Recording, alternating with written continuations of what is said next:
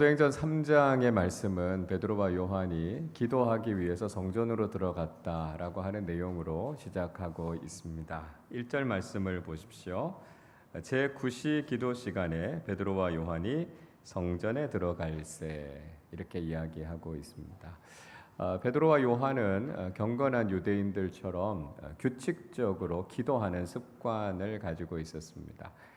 일반적으로 유대인들은 하루에 3번 제3시, 제6시, 제9시 그러니까 오전 9시, 낮 12시, 오후 3시에 정기적으로 기도하는 일들을 실천했습니다. 유대교만 그런 건 아니죠. 무슬림 사람들도 규칙적으로 기도하는 습관을 가지고 있습니다. 하루에 5번씩 기도하는데요. 그 기도를 가리켜서 살라트라고 이야기한다고 합니다. 그래서 이 기도의 시간이 되면 메카와 메디나를 향해서 아주 철저하게 어디에 있어서든지 기도하는 것 모습들을 보게 되죠. 그래서 이 사람들도 첫 번째는 새벽 기도, 두 번째는 아침 기도, 정오 기도죠. 세 번째는 오후 기도, 그 다음에 네 번째는 해질녘 기도, 마지막에는 밤 기도 이렇게 5번 기도가 있다고 그래요. 그래서 그 기도를 아주 철저하게 잘 지키고 있습니다. 우리가 이슬람 국가의 여행을 가보면 새벽에 기도할 시간이 되면 이 기도를 알리는 소리가 나옵니다. 아잔이라고 그러는데요. 일반적으로 보통 새벽 한 4시에서 5시 사이 해 뜨는 시간하고 맞춰서 그거보다 좀 일찍 그 소리들이 들리는데 이 소리 듣고 아마 깨보신 경험들이 있으실 겁니다. 잠을 잘 수가 없어요. 굉장히 크게 막 확성기로 이렇게 소리가 나니까요. 그렇게 아침 일찍부터 기도를 시작합니다. 그래서 이 타 종교에서도 경건한 종교 생활을 하기 위해서 이렇게 규칙적인 기도 생활 이런 것들을 강조하는 걸 볼 수 있죠. 우리 기독교 신앙 당연하죠. 우리가 규칙적으로 기도하는 일들을 굉장히 강조하고 있습니다. 예수님께서도 매일 새벽 아직도 해가 뜨기 전에 하나님 앞에 나가서 기도하셨던 그 모습을 우리가 볼 수 있지 않습니까? 그래서 우리도 새벽 기도회, 금요 기도회, 또 화목 기도회 이렇게 규칙적으로 기도 생활을 하고 있습니다. 그래서 경건한 신앙 생활을 하는 데 있어서 이 규칙적인 기도 생활이 아주 중요하다라고 하는 걸 우리도 늘 경험하면서 살죠. 자, 우리는 오늘 이 사도행전 3장에서 일어났던 기적에 대해서 사실 잘 알고 있습니다. 그런데 오늘 이 1절의 말씀을 가만히 생각해 보면 이 기적이 어떻게 일어나게 됐는가라고 하는 걸 깨닫게 돼요. 이런 기적과 능력은 그냥 우연히 일어났던 것이 아니라는 거죠. 사도들은요, 하나님 앞에서 경건하게 기도하는 습관을 가지고 있었고 이것이 그들의 삶에 놀라운 능력으로 나타났다는 거예요. 그러니까 기도가 영적인 능력으로 나타났고 이런 놀라운 기적이 일어나게 됐다라고 하는 것을 알게 되는 것이죠. 그래서 우리도 늘 기도하는 삶을 통해서 하나님께서 우리에게 주시는 영적인 능력을 경험해야 된다라고 하는 것을 우리가 깨달아야 되겠다라고 하는 것입니다. 자, 베드로와 요한이 성전으로 들어가면서 성전 앞에 앉아 있는 한 장애인을 보게 됐습니다. 오늘 본문에는 나면서부터 한 번도 걸어본 적이 없는 장애인이다 이렇게 소개하고 있습니다. 그러니까 태생적으로 한 번도 걸어보지 못한 지체 장애인이었다는 거죠. 걸을 수가 없었으니까요. 경제적인 활동들을 전혀 할 수가 없었습니다. 그래서 사람들이 아침마다 이 사람을 데리고 성전의 미문 앞에 내려놓고 구걸하는 곳으로 연명해가는 그런 사람이었습니다.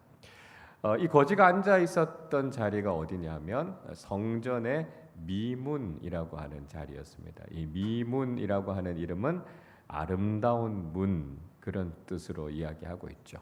그러니까 성전에 이제 여러 문들이 있는데 그 문들 중에 가장 아름다운 문을 가리켜서 미문이다 이렇게 불렀습니다.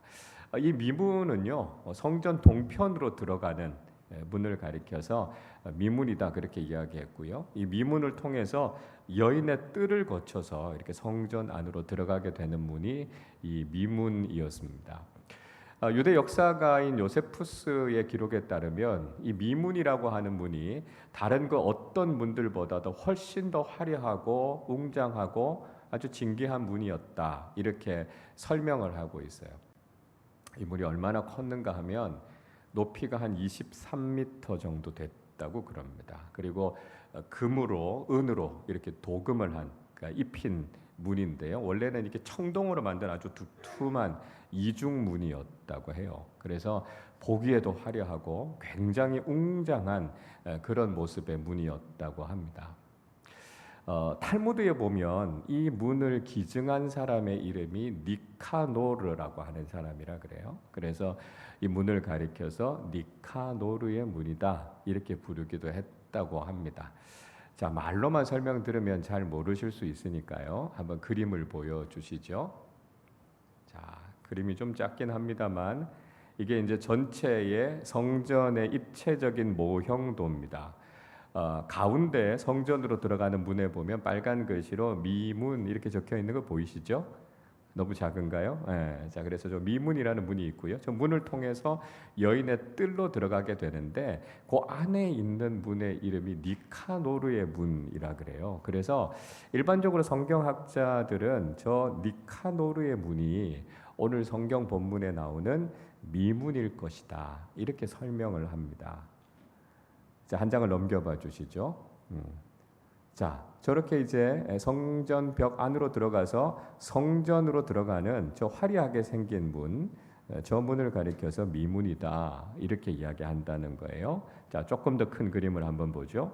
와, 대단하죠. 그러니까 저렇게 웅장하고 큰 문이 미문이라고 하는 문이라 그래요. 그래서 저 문 입구에 지금 이 거지 장애인이 앉아서 구걸을 하고 있었다라고 하는 것이 오늘 본문의 설명입니다. 자, 근데 그뿐만이 아니라 당시에 예루살렘 성전이 얼마나 화려하고 대단했습니까? 그래서 유대인들은 사실 성전에 대한 자부심이 굉장히 컸던 거죠. 이 성전은 헤롯 대왕이요. 유대인들의 환심을 사기 위해서 무려 46년 동안이나 지었던 헤롯 성전이라고 하는 이름으로 불렸던 성전입니다. 유대인들뿐만이 아니라 예수님의 제자들조차도 이 성전에 대해서 굉장히 자부심이 강했어요. 그래서 누가복음 21장 5절과 6절에 보면 이런 말씀이 나옵니다. 어떤 사람들이 성전을 가리켜 그 아름다운 돌과 헌물로 꾸민 것을 말하며 예수께서 이르시되 너희 보는 이것들이 날이 이르면 돌 하나도 돌 위에 남지 않고 다 무너뜨려지리라 말씀하고 있습니다. 자, 그러니까 감람산에서 예수님과 제자들이 서서 제자들이 멀리 보이는 성전을 보면서 예수님 성전을 한번 보세요. 얼마나 대단합니까? 많은 사람들이 이 성전을 짓기 위해서 돌을 쌓고 거기다가 헌금을 내고 그래서 이렇게 화려하고 멋있게 지어진 성전입니다. 이렇게 자랑스럽게 이야기를 했습니다. 그때 예수님께서 뭐라고 말씀하시죠? 저 성전이 돌 하나도 돌 위에 남지 않고 다 무너질 것이라고요. 인간적인 눈으로 보기에는 그렇게 화려하고 대단해 보이지만 성전이 가지고 있는 본질적인 기능, 믿음의 능력을 상실한 그 성전은 더 이상 존재할 수 없다라고 예수님께서 무서운 일에 대한 경고를 하신 것 아닙니까? 그래서 주후 70년에 로마의 디도 장군에 의해서 정말 예수님이 예고하신 것처럼 예루살렘 성전이 완전히 무너져 버리고 말았습니다. 자, 아무튼 인간적인 관점으로 볼 때는 예루살렘 성전이 그렇게 화려하고 대단한 성전이었다라고 하는 것입니다. 자, 그렇게 엄청난 예루살렘 성전에 그것도 가장 아름다운 문이라고 불리는 미문이라고 하는 앞에 사실은 가장 불행한 인생이 그 자리에 앉아 있었습니다. 자기 스스로 움직일 수도 없었고요. 구걸해서 누군가가 동전을 던져주지 않으면 하루 자기 목숨을 연명할 수도 없고 굶어야 하는 가장 불행한 인생이 지금 그 자리에 앉아 있는 거예요. 그러니까 아마 예루살렘 안에서 가장 불쌍한 사람을 들라고 이야기하면 뭐 두말할 것도 없이 사람들은 그 거지 장애인을 들었을 겁니다. 여러분, 가장 아름답고 가장 화려한 성전 앞에 가장 불행하고 불쌍한 인생이 앉아 있다라고 하는 것, 그것 자체가 우리에게 보여주는 것은 지금 우리 인생이 보여주는 모순을 이야기해주고 있다. 가장 극명한 대조죠. 가장 아름다운 곳에 가장 아름다운지 않은 인생이 앉아있는 그런 우리 인생의 모순이 무엇인가 하는 걸 보여주고 있습니다. 누가복음 7장의 말씀을 읽어보면 나인성 과부를 만나신 예수님 이야기가 나오고 있습니다. 예수님과 제자들이 나인이라고 하는 성에 들어가서 한 과부를 만나게 되죠. 그런데 그 과부는 자신의 외아들을 잃고 아들의 장례식을 치르고 있는 중이었습니다. 그러니까 그 과부가 얼마나 절망적인 상황이었겠습니까? 당시에 이스라엘에서는 여성들이 경제력을 갖고 있지를 못했어요. 그래서 남편이 죽으면 경제적으로 굉장히 어려운 삶을 살 수밖에 없는 상황이었습니다. 우리가 구약 성경 룻기의 말씀 읽어보면 남편을 잃고 홀로 된 룻의 가정이 먹고 살기 위해서 이삭을 줍잖아요. 그러면서 겨우 끼니를 연명하면서 살아가는 그 모습을 보면 남편을 잃고 혼자 살아가는 여인들이 당시에 얼마나 고달픈 인생을 살았을까라고 하는 걸 우린 충분히 짐작해 볼 수 있습니다. 그래서 이스라엘의 3대 대표적인 약자들이 고아, 과부, 나그네들이죠. 그리고 신앙인들은 그들을 반드시 돌보아 주어야 할 의무가 있었다라고 하는 것이죠. 자, 그런데 이 과부에게는 그래도 소망이 있었지 않습니까? 아들이 하나 있었어요. 이 아들이 크면 자신의 노년의 봉양자가 될 수 있으니까 그 아들만 믿고 살지 않았겠어요? 근데 그 아들이 장성해서 청년이 됐는데 그 아들이 갑자기 죽고 말았습니다. 그러니까 이 여인에게서는 모든 소망이 다 무너져 내리는 것이죠. 자, 그런데 재미있는 것은 이 여인이 살고 있었던 이 나인성이라고 하는 이 나인이라고 하는 이름의 뜻이 뭔지 아십니까? 아름다움이라는 뜻이에요. 행복함, 기쁨이라고 하는 뜻이 이 나인이라고 하는 이름입니다. 그러니까 가장 행복하고 가장 아름답고 가장 기쁜 일들이 많아야 하는 그 마을에서 가장 슬프고 가장 불행한 일을 경험한 이 여인이 살고 있었다라고 하는 것, 그것 자체가 모순이죠. 여러분, 오늘날 우리가 살아가고 있는 이 세상도요, 이런 모순투성이일 때가 많다는 거예요. 우리도 이런 비슷한 일들을 경험하게 됩니다. 사람들은 저마다 내 인생이 정말 아름다운 인생이 되기를 원해요. 그러나 우리가 마주하면서 대하는 현실은 어떻습니까? 참 냉혹하죠. 우리가 좋은 일들이 있을 것이다 꿈꾸면서 살아가지만 현실이라고 하는 벽에 부딪혀서 절망하게 되는 경우들이 많습니다. 누구나 다 행복한 인생을 꿈꾸면서 살아가지만 사실 행복함을 느끼면서 살아가는 사람들이 그렇게 많지 않다라고 하는 걸 우리는 삶 속에서 경험하게 될 때가 참 많이 있습니다. 광고 같은 걸 보면요, 이런 물건을 가지면, 이걸 사면 당신의 인생이 정말 행복해지고 만족해질 겁니다. 이런 이야기들을 하지만 사실 그 물건을 살 수 없는 사람들도 많아요. 정작 그 물건을 샀다고 한번 생각해 보세요. 그런데 정말 거기에서 이야기하는 그런 만족, 그런 기쁨들이 있습니까? 뭐 잠깐 기쁠지는 모르지만 금방 시들시들해져요. 그러니까 사람들이 더 좋은 것, 더 많은 것들을 가지려고 하는 욕망, 갈증, 이런 것들이 더해가죠. 영화나 드라마 같은 걸 보면 정말 내가 기대하지도 않았던 그런 좋은 일들이 일어나서 마치 왕자를 만난 신데렐라처럼 내 인생이 핑크빛으로 다 물들여지지 않을까, 그런 기대를 가지고 살아가지만 정작 현실은 그렇지 않다라고 하는 걸 사람들이 참 많이 느끼면서 살아갑니다. 우리 인생도요, 이런 모순투성이의 인생이라는 걸 경험하게 돼요. 자, 여러분, 우리가 이런 세상을 살아가면서 우리에게 무엇이 소망이 될 수 있고요, 우리가 무엇을 기대하면서 살 수 있을까요? 자, 베드로와 요한은 성전으로 들어가면서 이 거짓 장애인을 봤습니다. 이 거짓 장애인은 베드로와 요한을 통해서 뭔가를 얻고 싶었어요. 베드로와 요한도 그를 외면하지 않았습니다. 4절의 말씀을 보십시오.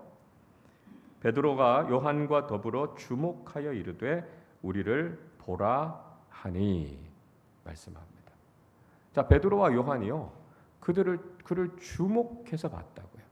그리고 그에게 말할 때 나를 좀 봐라, 우리를 좀 보시오, 이렇게 이야기를 한 겁니다. 여러분, 주목해서 봤다는 이야기는요, 그 사람에게 관심을 가졌다는 거예요. 세상 다른 사람들이 전혀 관심을 갖지 않는 인생이었어요. 성전을 드나드는 많은 사람들이 그저 동전 한 입 던져주면 나는 인간적인 도리를 다했다라고 생각하는 그 사람들 속에서 베드로와 요한은요, 그 장애인의 인생에 관심을 가졌다는 거예요. 그리고 그 인생 속에 드리워져 있는 어둠, 절망, 이걸 바꿔주고 싶은 마음이 그들에게 있었던 것이죠. 여러분, 우리가요, 우리 주변을 바라보고 우리 이웃들을 바라볼 때 이런 마음을 가져야 된다는 거예요. 힘들고 어렵고 소외된 사람들에 대해서 우리도 신앙인으로서 관심을 가져야 된다는 거예요.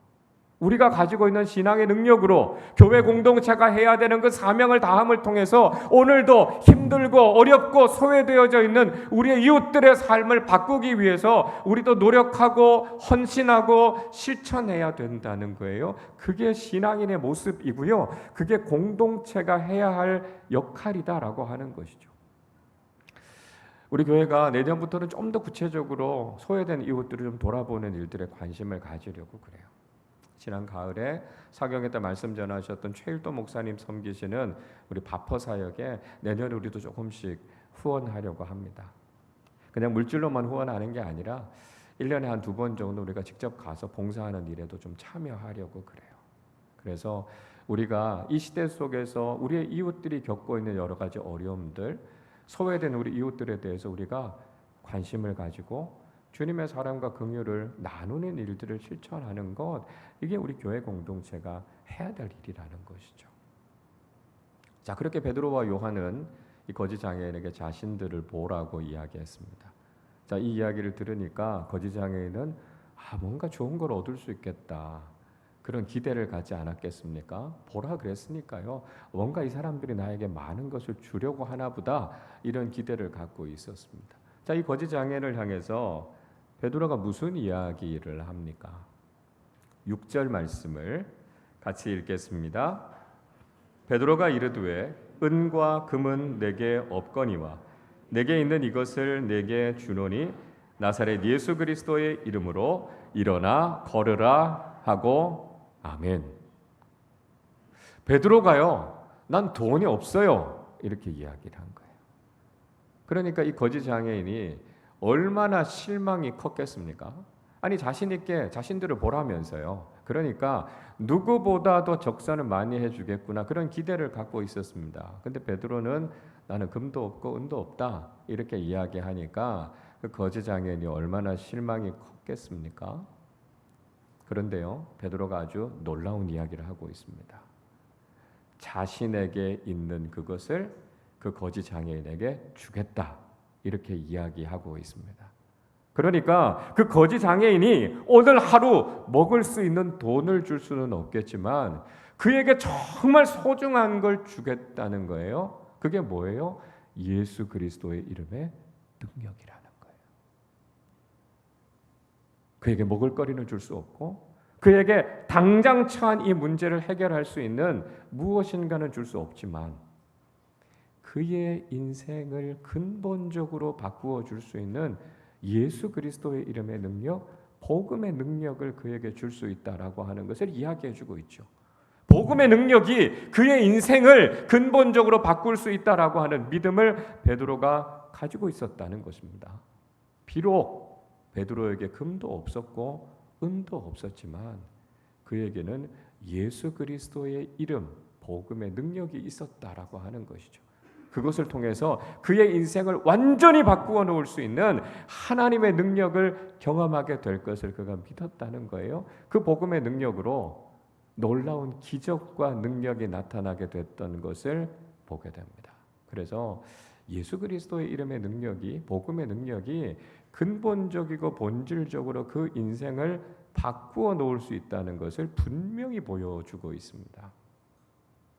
앞에서 말씀드렸던 누가복음 7장의 이 나인성의 과부는 가장 아름다운 마을에서 가장 불행한 인생을 살고 있었던 여인이었습니다. 예수님께서 그 나인성에 들어가시기 전까지는 그 여인의 인생 자체가 모순이었습니다. 그런데 그 여인의 인생이 변화될 수 있었던 계기가 무엇이었습니까? 예수님께서 그 여인을 만나시고 청년아 일어나라 주님께서 말씀하셨을 때 죽었던 청년이 살아나게 됐고요.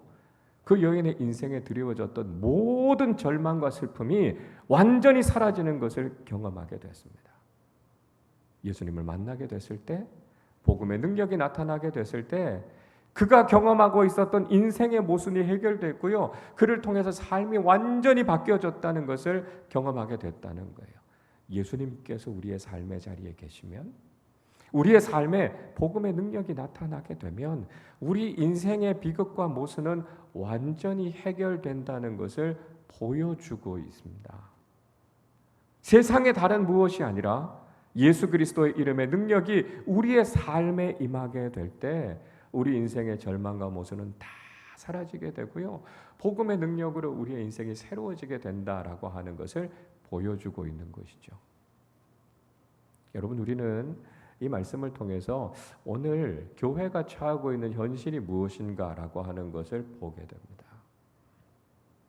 오늘날 교회는 금도 있고 은도 있지만 예수 그리스도의 이름이 없습니다. 오늘날 교회가 처해 있는 영적인 위기가 무엇입니까? 돈이 없다는 게 문제도 아니고요. 사람이 없다는 게 문제도 아닙니다.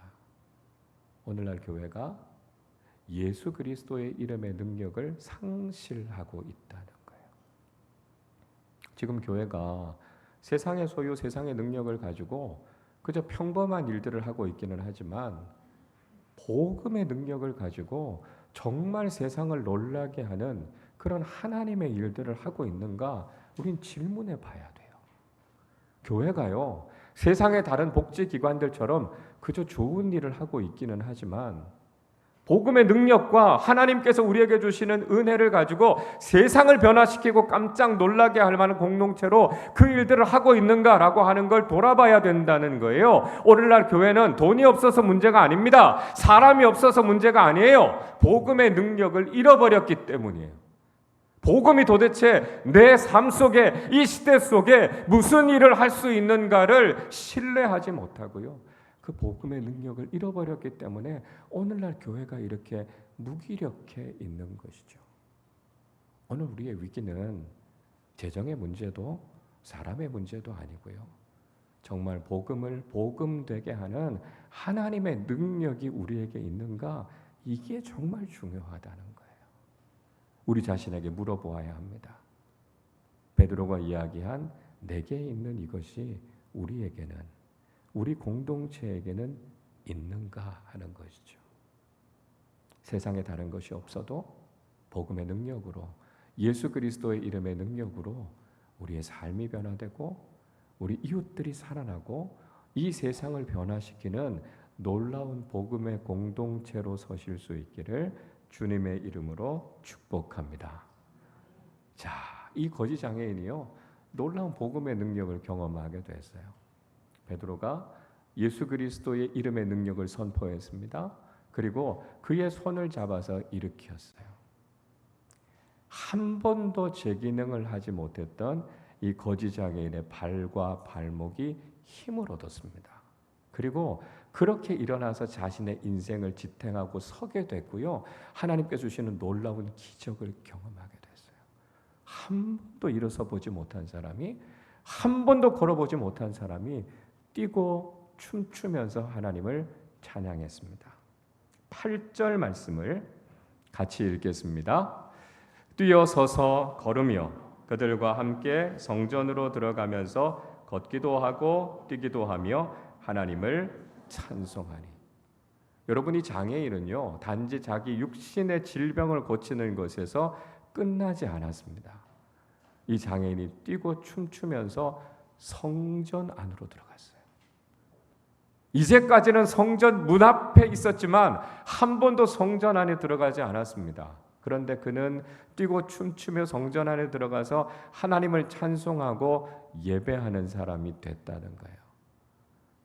그렇게 성전에 가까이서 늘 앉아 있었지만 그 성전은요, 자신의 신앙과 영적인 삶에 아무런 영향도 미치지 못했습니다. 그에게 있어서 성전은 그저 자신에게 밥벌이를 시켜줄 수 있는 사람들을 만날 수 있는 그런 장소에 불과했습니다. 그런데 그가 복음의 능력을 경험하고 난 이후에 성전 안으로 들어가서요, 하나님을 찬양하는 진짜 신앙인으로 거듭났다는 것입니다. 종교인도 아니었던 그가 복음의 능력을 경험하고 나서 진짜 신앙인으로 거듭나는 놀라운 일들이 일어나게 됐다는 거예요. 여러분, 복음의 능력을 경험하면요, 그 누구라도 참된 신앙인이 될 수 있습니다. 복음에 대해서 아무리 무관심한 사람이라 할지라도요, 심지어는 예수님에 대해서 적대적인 마음을 가지고 싫어했던 사람들이라 할지라도 그들이 정말 예수 그리스도의 이름의 능력과 복음의 능력을 경험하면 누구든지 거듭난 신앙인이 될 수 있다는 거예요.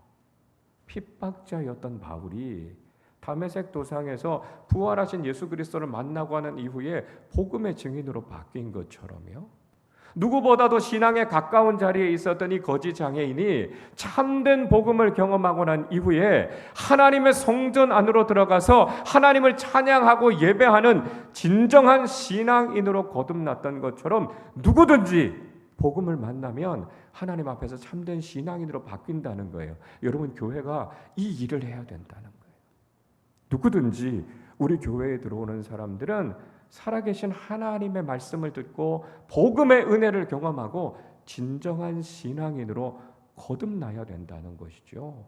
복음 안에 그 능력이 있음을 믿고 우리가 그 복음을 전하고 그 복음을 경험하게 하기만 하면 누구든지 예수 그리스도 안에서 거듭난 신앙인이 된다는 것입니다. 자, 한 사람이 치유받은 이 사건은 이 한 사람의 인생만 바꾸어 놓은 것이 아니었고요, 그 주변에 있는 많은 사람들에게도 엄청난 영향력을 미치게 됐습니다. 9절과 10절 말씀 같이 읽겠습니다. 모든 백성이 그 걷는 것과 하나님을 찬송함을 보고 그가 본래 성전 미문에 앉아 구걸하던 사람인 줄 알고 그에게 일어난 일로 인하여 심히 놀랍게 여기며 놀라니라. 자, 그 주변에서 지켜보고 있었던 모든 사람들이 그 일어난 일을 보고 깜짝 놀랐습니다. 왜냐하면 이 사람에 대해서 다 알고 있었거든요. 그러니까 이 거지 장애인은요, 아마 예루살렘에서 부정적인 의미로는 제일 유명한 사람이었을 겁니다. 가장 불쌍한 사람, 가장 비참한 인생, 어떻게 보면 하나님께 저주받은 인생이라고 정죄받았던 사람일 수 있어요. 그랬던 사람이 복음의 능력으로 일어나서 춤추면서 하나님을 찬양하는 모습을 보면서 사람들이 깜짝 놀랐습니다. 예수 그리스도의 복음이 상상할 수도 없는 일을 일으키는구나. 그 능력을 통해서 자신들이 한 번도 경험해보지 못했던 일들을 보면서 이들은 놀랐다라고 기록하고 있습니다. 우리가 지난 시간에 살펴봤던 것처럼 초대교회의 사도들을 통해서 기적과 능력이 나타나고 그들은 경이로운 능력 공동체의 면모를 보여주게 된 것이죠. 성령의 충만함을 입은 사람들을 통해서 복음의 능력이 무엇인지를 알고 예수 그리스도의 복음의 증인으로 살아가기로 결단한 사람들을 통해서 하나님께서는 언제든지 이렇게 놀라운 기적을 일으키신다라고 하는 것을 분명히 보여주고 있는 거죠. 그 믿음의 사람들과 공동체를 통해서 하나님께서는 지금도 영광 받기를 원하신다는 것을 우리는 깨달아야 된다는 것입니다. 여러분, 우리는 오늘날 교회가 잃어버리고 있는 것이 무엇인지, 우리가 다시 회복해야 될 것이 무엇인지를 깨달아 알게 됩니다. 오늘 우리의 문제는 세상에 다른 그 무엇이 없다는 것이 문제가 아닙니다. 우리는 내게 있는 이것이 무엇인지를 분명히 알아야 합니다. 우리가 신앙생활을 하면서 우리가 정말 붙잡아야 하는 가장 중요한 것이 무엇입니까? 나사렛 예수 그리스도의 이름의 능력입니다. 복음의 능력이면 우리의 삶 속에 기대할 수 없었던 놀라운 일들이 일어나게 되고요, 우리 인생의 불행과 모순이 다 사라지고 예수 그리스도의 능력으로 우리의 삶이 새롭게 되는 역사를 경험하게 된다는 거예요. 그래서 우리가 바로 이 복음의 능력을 회복하고 오늘도 우리 가운데 역사하시는 살아계신 하나님의 능력을 믿고 의지하면서 복음을 선포하는 공동체가 돼야 된다는 것이죠. 예수 그리스도 이름의 능력을 회복하고 복음의 능력을 회복한 공동체를 통해서 언제든지 하나님께서는 죽어가는 사람들을 살리시고 세상을 변화시키시고 하나님께 영광이 되는 놀라운 일들을 일으키실 줄로 믿습니다. 오늘도 우리 아름다운 교회가 내게 있는 이것, 예수 그리스도의 복음의 능력을 회복하고 우리의 삶 속에 주님께서 행하시는 놀라운 일들을 세상을 향해 선포하는 능력 있는 믿음의 사람들, 믿음의 공동체로 서시기를 주님의 이름으로 축원합니다. 우리 시간에 예수 나의 치료자 함께 찬양하고 기도하도록 하겠습니다.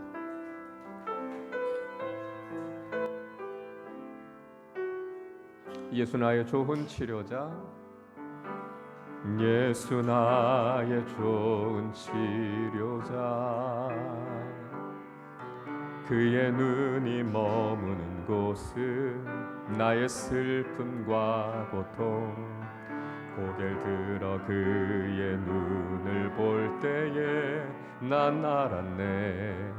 예수 나의 좋은 치료자, 예수 나의 좋은 치료자, 예수 나의 좋은 치료자,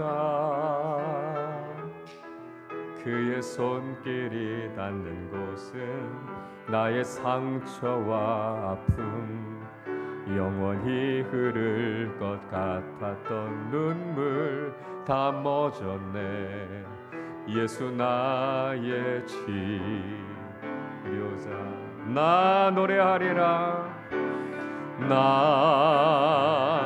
노래하리라.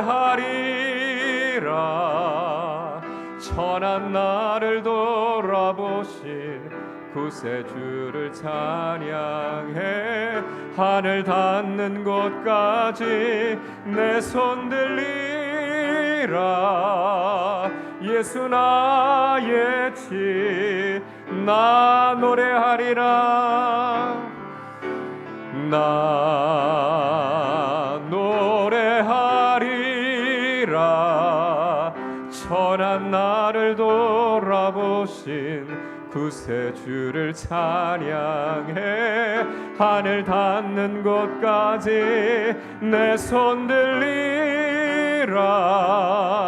예수 나의, 우리 한 번 더 고백할까요? 난 노래하리라, 나 노래하리라. 천한 나를 돌아보신 구세주를 찬양해. 하늘 닿는 곳까지 내 손 들리라. 예수 나의 치료자. 우리 말씀 생각하며 함께 기도하겠습니다. 여러분, 우리가 살아가는 세상도요, 우리가 생각하는 것처럼, 우리가 꿈꾸는 것처럼 그런 일들만 있는 것이 아닐 때가 참 많지요. 우리가 살아가는 삶의 자리도 모순투성이이고요, 절망과 슬픔이 가득한 자리에 우리가 서 있을 수 있습니다. 우리만이 아니라 너무나 많은 사람들이 정말 힘겹고 눈물겨운 삶을 살아갈 때 우리가 주님의 시선을 가지고, 주님의 사랑과 긍휼을 가지고 그들을 외면하지 않고 돌아볼 수 있는 믿음의 사람들, 공동체가 되게 해달라고 우리 함께 기도하시기를 바랍니다. 무엇보다 내게 있는 이것, 예수 그리스도의 이름의 능력으로, 복음의 능력으로 우리 자신이 일어서고 우리의 이웃들을 살리고 이 세상을 변화시키는 복음의 일꾼들이 되게 해주십시오. 하나님, 우리가 이 복음의 능력을 다시 한번 우리 안에 회복하게 하여 주셔서 우리에게 주신 이 복음을 가지고 세상을 살리고 변화시키는 믿음의 사람들과 공동체로 살게 하여 주셔서 하나님께 영광을 돌려드리는 사명자로 믿음의 공동체로 세워지게 하여 주시옵소서. 우리 말씀을 생각하며 함께 합심으로 기도하겠습니다. 하나님 아버지 감사합니다. 우리가 살아가는 이 시대 속에서 하나님, 우리가 무엇을 소망하며 무엇을 기대하며 어떤 능력을 의지하며 살아야 할 것인지를 깨닫게 해주셔서 감사합니다. 하나님, 우리가 우리의 삶을 살아가는 동안 우리도 때로는 슬픔과 절망과 모순과 어려운 일들을 경험하면서 살아가게 될 때가 있습니다. 하나님 아버지, 우리의 삶만이 아니라 우리 주변의 이웃들, 우리가 살아가는 이 세상이 얼마나 힘겹고 어려운 일들이 많은지를 우리가 이 눈으로 보고 있습니다. 하나님, 우리가 이 시대와 사람들을 외면하지 않게 하여 주시고 주님의 시선으로 사람들을 바라보며 주님의 사랑의 마음과 긍휼의 마음들을 가지고 사람들을 위로하고 격려하며 세우며 주님의 사랑과 복음을 증거하는 믿음의 사람들과 공동체로 살아가게 하여 주시기를 원합니다. 하나님 아버지, 은도 없고 금도 없지만 내게 있는 이것 예수 그리스도의 이름의 능력으로, 복음의 능력으로 우리 자신을 일으켜 세워주시고 하나님 아버지, 우리의 이웃들과 이 세상이 복음의 능력으로 다시 새로워질 수 있도록 하나님 은혜를 베풀어 주옵소서. 복음을 만난 우리의 인생이 변화된 것처럼 하나님 아버지, 이 능력의 복음, 이 소망의 복음, 우리가 예수 그리스도의 복음을 증거함을 통하여서 죽어가는 많은 사람들을 살리게 하시고 병들어 있는 이 세상을 치유하게 하시며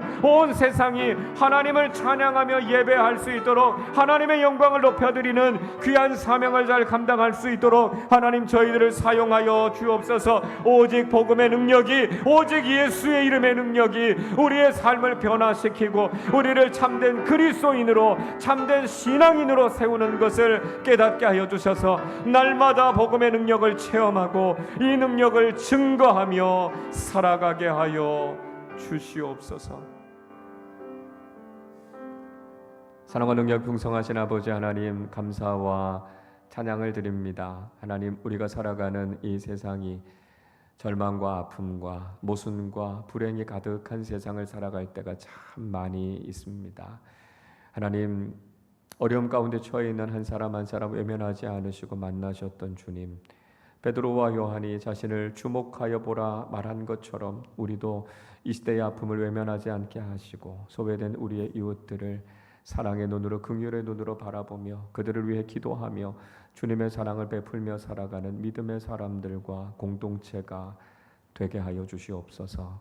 하나님, 무엇보다 우리의 삶을 변화시키고 이 세상을 변화시키는 것은 예수 그리스도의 이름의 능력, 복음의 능력인 줄로 믿습니다.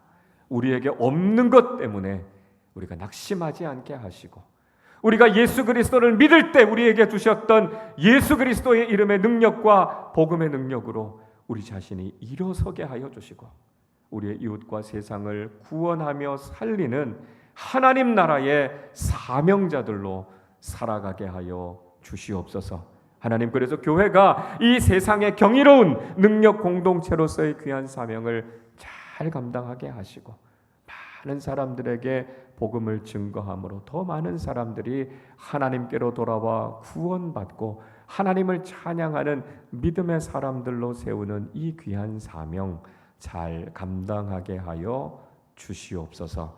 감사드리며 우리 주님 예수 그리스도의 이름으로 기도하옵나이다. 아멘.